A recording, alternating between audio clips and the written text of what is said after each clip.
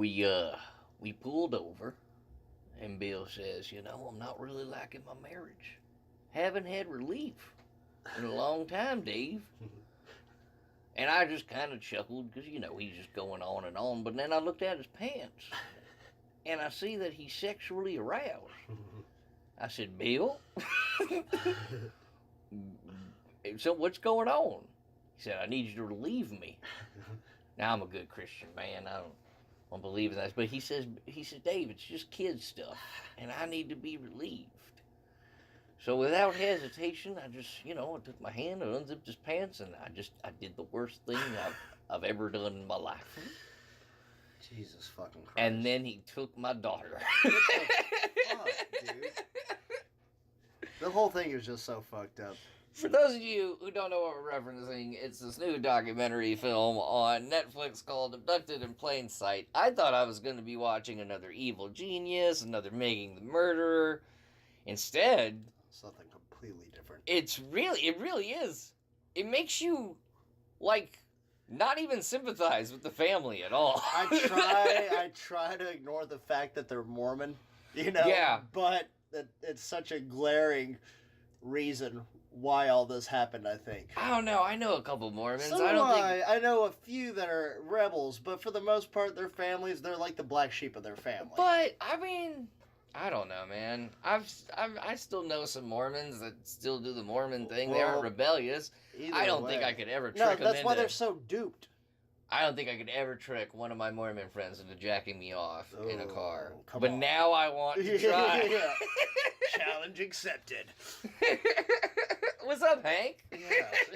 Okay, so... Hey, you minding this Taco Bell drive-thru while we're waiting to get the order? I gotta have relief, I gotta have relief. This is just kid stuff. I haven't had a cigarette in Come 4 on, days. Just fucking suck my dick already. Don't be such a fag. Like, what the fuck is going on? Okay, so the family, it's a family of fucking waterheads, clearly. Waterheads. They've got nothing but mush for brains. They let this guy weasel his way into their lives and abduct their daughter, but not only once, but twice. He seduces the whole fucking family. Weasels get into families with less effort. Oh, Jesus Christ. This guy. They're just like, hey, what's up, I'm B. They're like, oh, do me. At some point, I feel like he's not even trying to kidnap. It was like a might as well. It was like a might as well. Yeah, I'm already doing this one. Might as well do that one. You know how easy it was to fuck these parents? I gotta take this child somewhere safe. Bro, this family loves me. Well, it's not only that. Convinced the kid that he abducted that she was an alien. Bro, put her in a fucking room with a goddamn tape recorder next to her. Actually.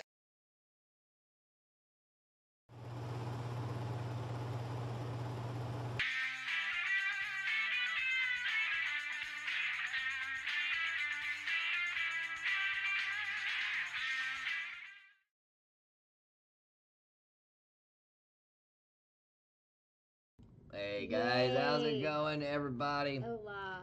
That was a preview of Crowd's Fault Episode 2, and it has been dropped on our YouTube. Bam! There's our YouTube link. Should the chat pod? Yep, chat pod's on. Yeah. Bada bing. Go to the YouTube link, freaking click that, and subscribe to our YouTube, and catch up with the full episode of Crowd's Fault. Hey! I got a haircut. Hey, yeah. That's big news. That's the big news. Notice how there's more room on in the green screen now? Now that the hair's gone, there's more room. Yeah, I feel like I don't have room. Come on, scoot in a little bit closer. I have there's no hair blocking you. There's no hair blocking you anymore. I'm smushed against the green screen. There's no hair blocking you anymore. So now you can sit right there. So now my hair takes the stage. Yes. Yes. Last week we were in Austin, so no Nerd Alert. We had a fun time in Austin, seeing the Drastic Measures album release party for the artist Bayonne. Look him up. He's actually, and this happened today, he's actually on the cover of Amazon's Fresh Electronics in their radio stuff, so go check him out. Bayonne, his new album Drastic Measures. It was very, very awesome in Austin at the Mohawk. Packed. It was very fun. Got to see old friends. It was amazing. Thief, Fighter, Mage, nice hair, Danzy. Thank you so much, man. It was one of the hardest decisions I ever had to make, but I made it, and I feel so much better. You look like the oldest guy in a boy band from the '90s. I like that. See that hair in a suit. That's what did me in. Oh. Did me in. He had. She's hinting. What? No, you need to put on the suit again. You need to put the suit on again. You need to do your act in a suit again. This is just phase one of where the act is headed. Anyway, his hair was about this length when we met. And it really surprised me that it was this short. Yeah. Yeah? Yeah. Yeah. It's gotten more gray, but I grew out that hair for like 3 years. But yeah, 14 inches. Gone. I can't believe it. Wow. 14 inches. 14. Wow. And then this is the remaining. So like the hair altogether had to have been like, I don't know, close to 15 or 16 inches. I fell out of my chair. Close to 15 or 16 inches. But yeah. Nice. It's crazy. Good. But good. anyway, we gotta like 2 or 3 things to talk about on the show today. 2 or 3 things. Umbrella Academy came out last week, and we hyped it up on the very first episode. I said it was gonna be a good show. You were a wait and see kind of person. Yeah. I'm a huge Gerard Way, My Chemical Romance fan. You, not so much. More of a Billy Corgan type. There's either your Billy Corgan types or your Gerard Way types. How are I don't understand that. To me, that's like that's a '90s rock. That's a '90s rock reference, and it's the fact that they look alike. Okay, I was like, yeah, they look alike, but their music's apples and oranges. Their music is apples and oranges. But their voices sound the same too, kind of. I'd say Gerard Way has the better voice. You know, I like a couple of MCR songs, but anyway, that's not the point. Anyways. The point is So I was going on this full-fledged bias. It could have been absolutely, positively shitty, and I still would have liked it, probably. Mm-hmm. Probably. Her not so much. So we binge-watched the whole season in one day. Yes, that we did. I think we all know what I'm going to say. So I'll save my opinion for a second. No. Misty? I made an umbrella out of this paperclip. There you go. Just kidding. Only kind of kidding. No, I really enjoyed the show. I really enjoyed it. I didn't know what to think. And whenever I heard that cover of Hazy Shade of Winter, of course, I'm, having been alive in the late 80s, I was around and I heard the Bangles version. Anyway, oh my gosh, like, can I say this? Like, can I say? You can say whatever you want as long as it's not racist. At the very end of after the last episode, it cut to the credits and Hazy Shade of Winter starts playing. I was like, it makes sense now. Like, I understood why they chose that song, and I was like, oh my god. But long story short, like, my overall opinion, it's really good. You get to know all of the characters. It doesn't matter if you have or have not read the comic book, you're gonna like it. As someone who's never read the comics, I really liked it, and it made sense to me, so I think, I enjoyed it. Can't wait for next season. If this is what Netflix is gonna do with indie comic book titles, then I don't mind them getting rid of the Punisher. I don't mind them getting rid of Jessica Jones. Like, I'd like to see more Grant Morrison stuff come to life. I thought Umbrella Academy was fantastic. And if you have read Umbrella Academy, then you know what the second season is going to be about, because the reference is right there in the final 3 episodes. Yeah.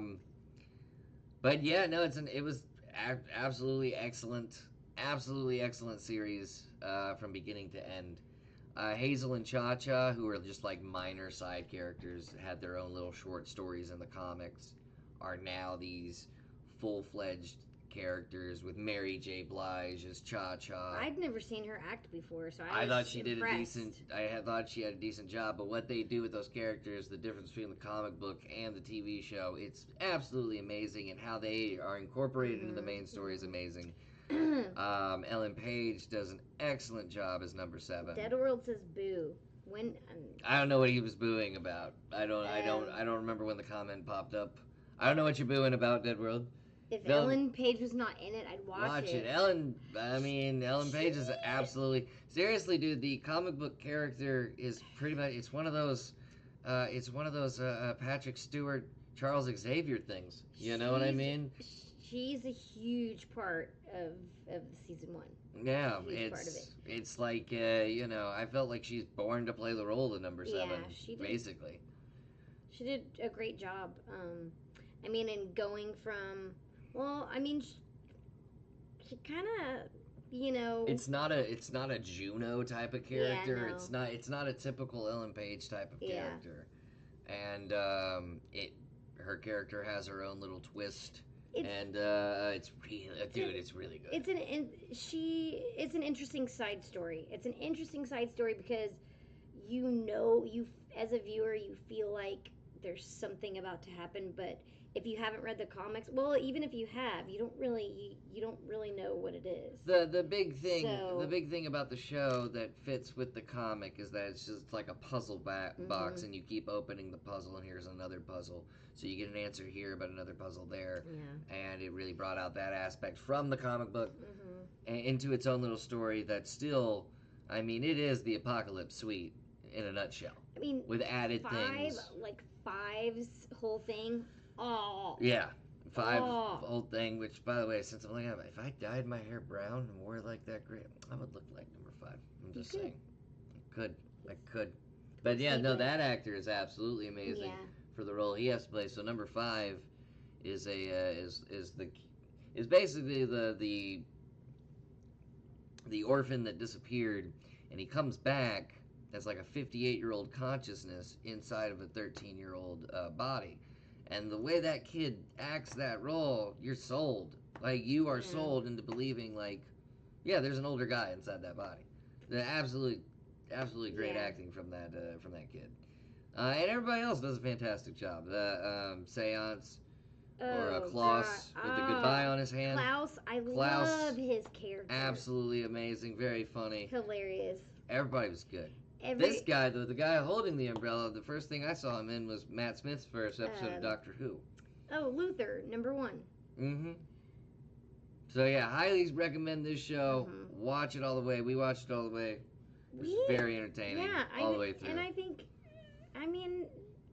almost everybody kind of has an arc.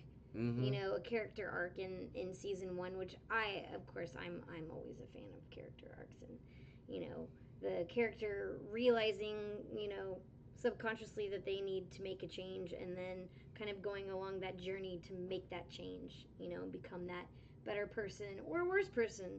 You don't know, But, I'm totally happy with the storytelling. And for, comic book fans that haven't read the comic, it's basically X-Men meets Doom Patrol. It's got the weirdness of Doom Patrol, X-Men, but everybody's got issues. It's an amazing story, and this TV show really pays its respect to the comic book. And it's just a really, really good TV show, and we totally recommend it.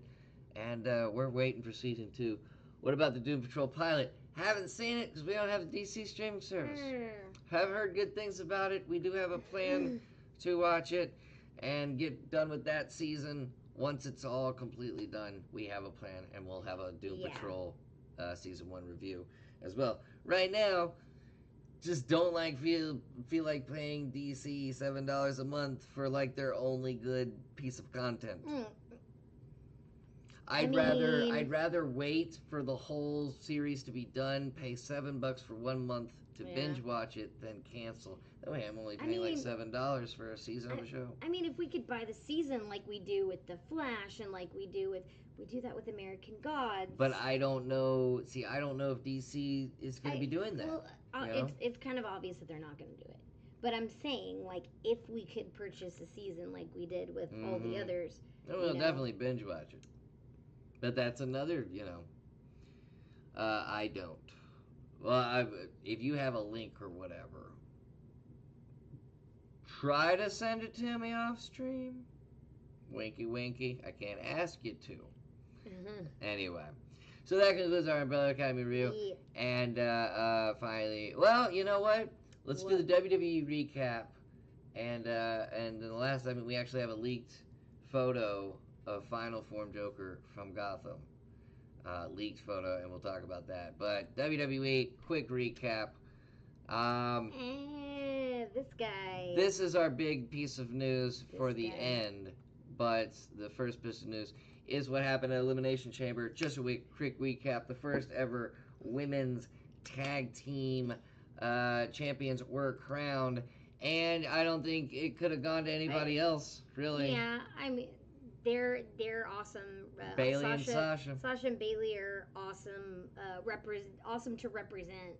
You know, Been wrestling that fans. New brand. Been wrestling fans their whole lives. They're living their dream. Pioneers of the individual, the solo women's division, NXT and WWE. There's no brainer right there. I think I like Sasha with Bailey as opposed to Sasha by herself, because I don't know, like.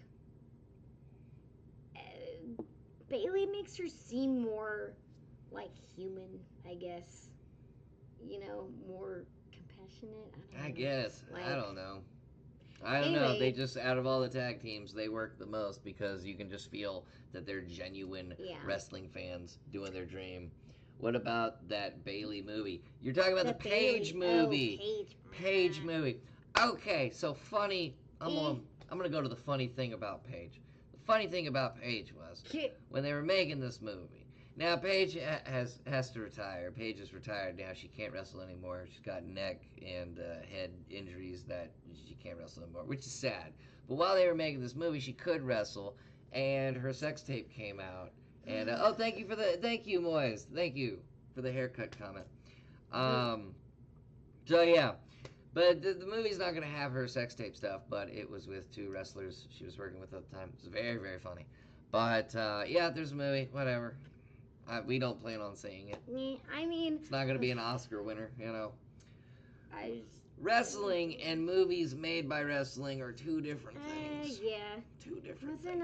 Wasn't Becky Lynch in, like, the Marine 5? Becky Lynch, who we're bringing up right now, yeah. girl with orange hair, was in a movie, and... with The Miz, and it's like Marine 4. Yeah. It was The Miz? Okay. Marine 4. So anyway, on to the rest of the pay-per-view. Mm-hmm. So, Becky Lynch has been suspended by Vince McMahon because Becky's a fucking badass, whatever. He instead puts Charlotte in the WrestleMania match. So Charlotte, Ronda Rousey suspends Becky Lynch for 60 days. Becky Lynch shows up on Elimination Chamber, beats the hell out of Charlotte and Becky with a crutch.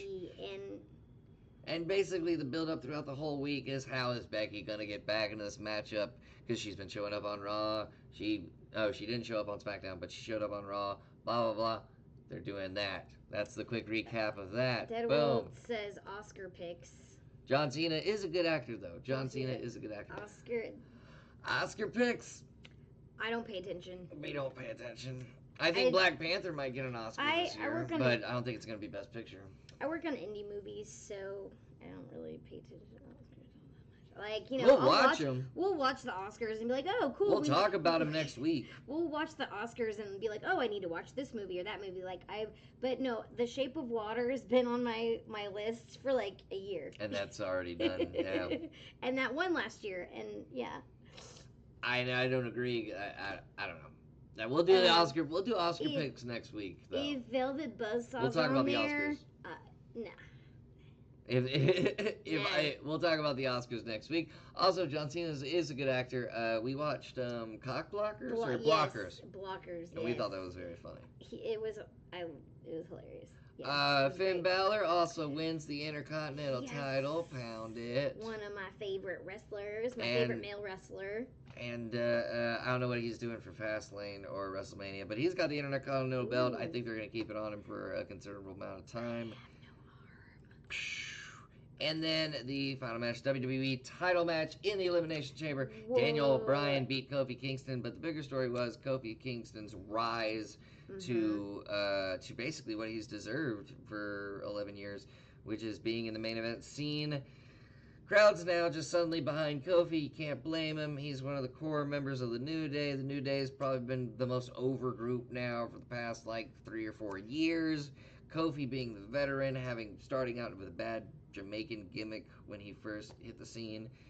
But now he's changed the whole landscape of what the WrestleMania plan was for the WWE That's title.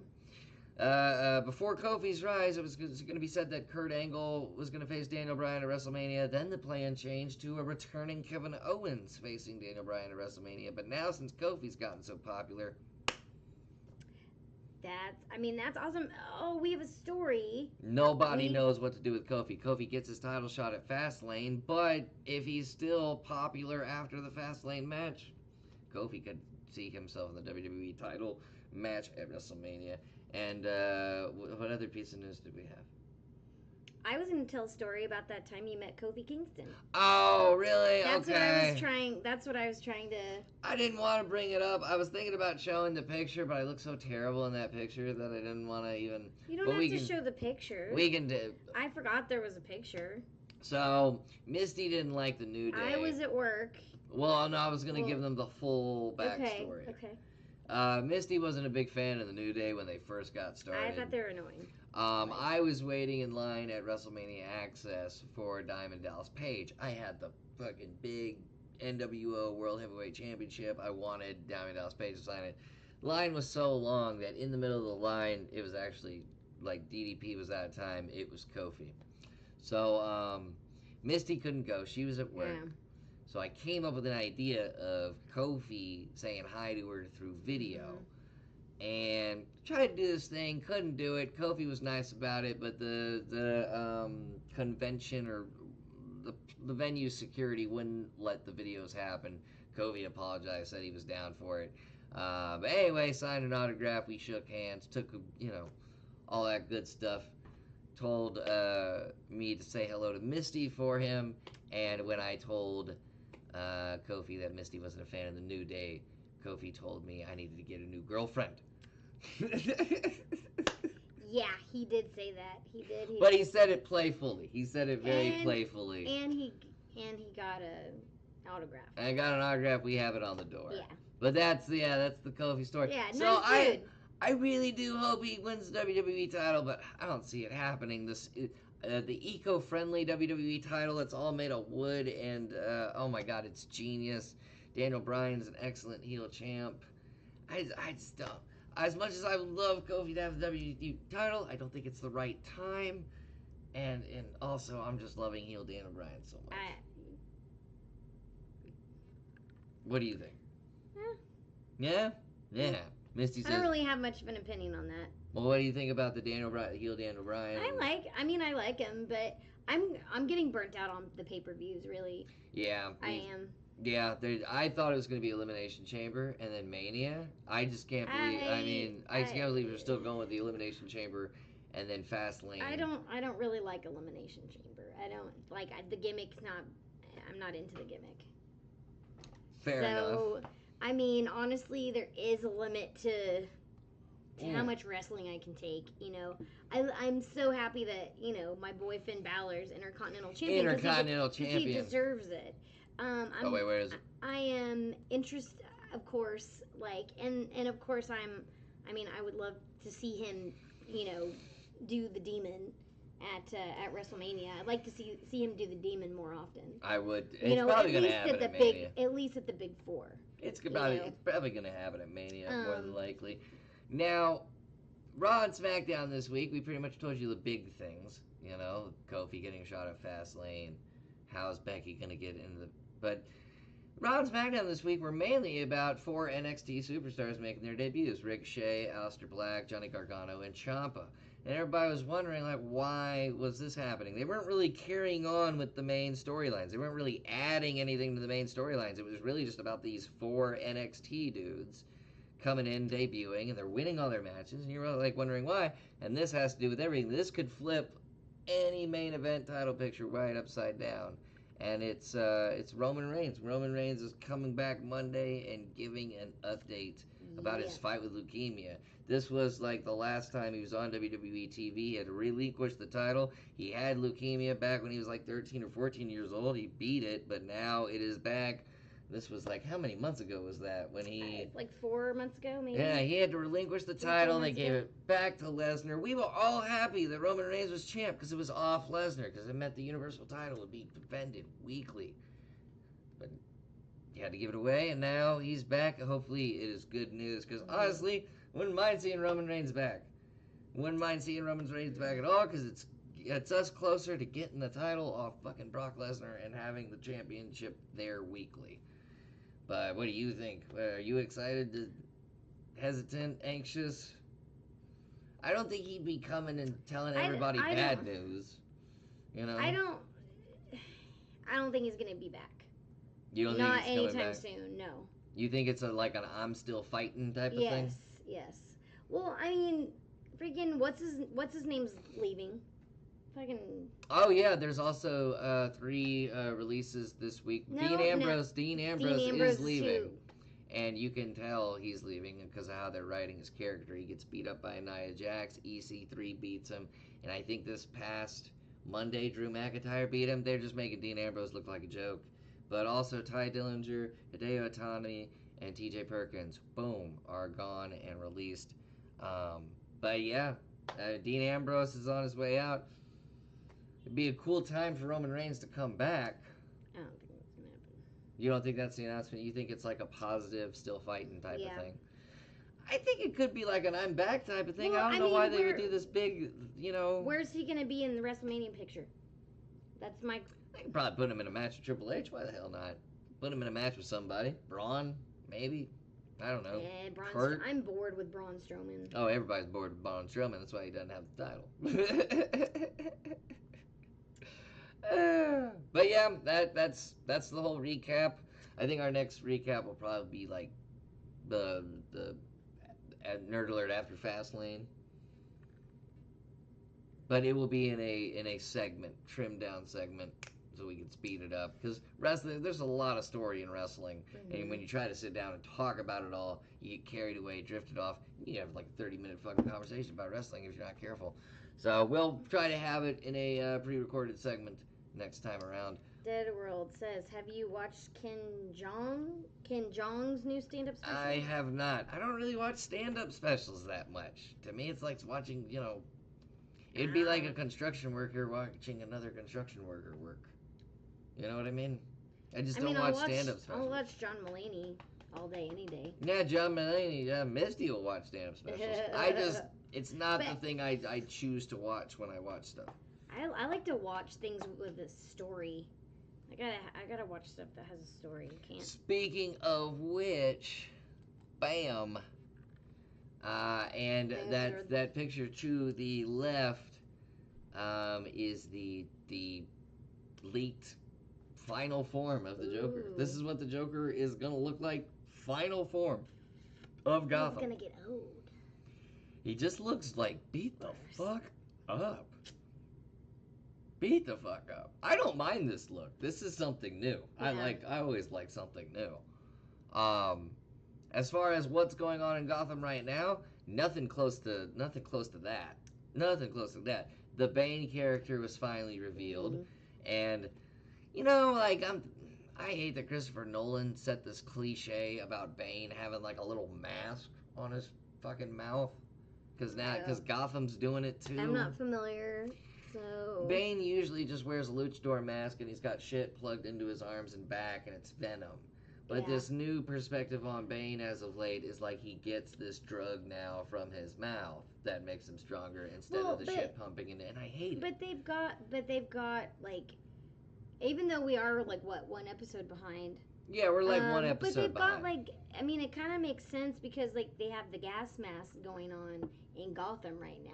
Yeah. Because people are randomly just blowing things up, and the Scarecrow has his gases and everything. So maybe that's why. Maybe that's. Is the kid from Shameless still playing the Joker? Yes, he is, and he's doing a fantastic job. Like honestly, Cameron Monaghan is pretty much the only reason to stick with Gotham until it gets good, and then it gets good, and then you just stick with Gotham. I also like how Bane or pre-Bane and Gordon have that history. Yeah. And if you're not caught up, that's okay. I did like. We'll just leave it at that. I did like the selection of where Bane originated, because like Gotham is just somebody else's vision of how Batman comes to fruition, and I don't mind that. And his origin of this show's origin of Bane, I don't mind that at all. But just that, I hate the mask. Just will somebody besides Batman and Robin movie by Joel Schumacher do Bane properly? Yeah. Do Bane properly, please. What are you looking at? I have no head. Yeah, you have no head. What are you doing? What are you doing? What are you doing? Nothing. I was just yawning a minute ago, Oh. and then I realized that I have no head when I do this. I was afraid you were gonna fall No, over. no. But yeah, I can't wait to see how this happens. I'm this Joker so far this season. Right now, he's just like got a gunshot wound in his stomach, basically, and like his little peons have to help him out. So how the fuck does he get to? But at least we're gonna see. So this is Joker. What's Bruce gonna look like in his final form? Mm-hmm. I don't Is know. this a flash forward? Is it a flash forward? It could be. You know what I mean? Yeah. I feel they'd have to end Gotham on like pissing everybody off, and then actually like for 5 minutes everybody is who they're supposed to. Yeah, and then but just for 5 minutes, and then all the Gotham audience is pissed. Well, where we are right now, like if you remember, like the first minute of the season, you have like all of our primary characters are all kind of like banded together. Yeah. And we're like, okay, how do we get there? But then, how do we get there? Like, if that's a flash forward, how do we get to that? How do we get to a flash forward? Yeah. You know what I mean? Like how? Because they haven't had a flash forward at all through the series. So how in the point? And that's what was revealed with this leaked photo, that it is a flash forward of some sort. What if he gets burned by acid? Maybe that's what it is. Look at his face. You know? That's a great theory as well, because, most of the time when they do the acid thing, even Nicholson's Joker did the acid thing. When they do the acid thing, though, Nicholson still had hair. And I always caught that as a flaw, even in the comic books. Like, well, why does he still have hair if he fell into a complete tub? They could be doing that angle and doing that and just covering up that flaw, just finally going with, yes, it would completely bald him. And I think that's how they do it. I think that's going to be how they do it. Because how else explains that? That's so weird looking. But like, I dig it because it's new. It's just a completely new idea, whatever it is. Yeah. The one on the picture on the left, by the way, the reason they look slightly different is the picture on the left is apparently the cast mold that they put on his face. Mm-hmm. So the one's the mold and then one's the final product. Yeah, that makes sense. Yeah, that makes sense. I can't wait to see how it all ends. And that concludes Nerd Alert. The Flash, I forgot to tell you this, The Flash, Supergirl, all those CW/DC shows are done with the month of February. They will not be new until the middle of March. We're actually behind. We're behind on The Flash, but what I'm saying is we have time to catch up. Okay, well that means that's what we're gonna do. We have time to catch up. So, but we're with The Flash, we were just unhappy with it. So we haven't really found the time to catch up with it. But we were out of town last weekend. So. Out of town last weekend. And go check out Bayonne, Bayonne. His music, it's on Amazon Prime right now. It's the cover of their Fresh Electronics on Amazon Prime Music. Go check it out. For Nerd Alert, I'm Dan. Misty. This is Misty. We're gonna, I don't know. What do you want to close out? What do you want to close out on? What's a good thing? What is a good thing to close out on? What's a good thing to close out on? I don't know. We can close out on more Crowd's Fault. We do. You know what? We're just going to close out on the Red Nebula Pictures logo. Guys, again, thank you guys so much for watching. We'll see you next week. I'm Dan. She's Misty. This is Nerd Alert. Thank you guys so much for watching.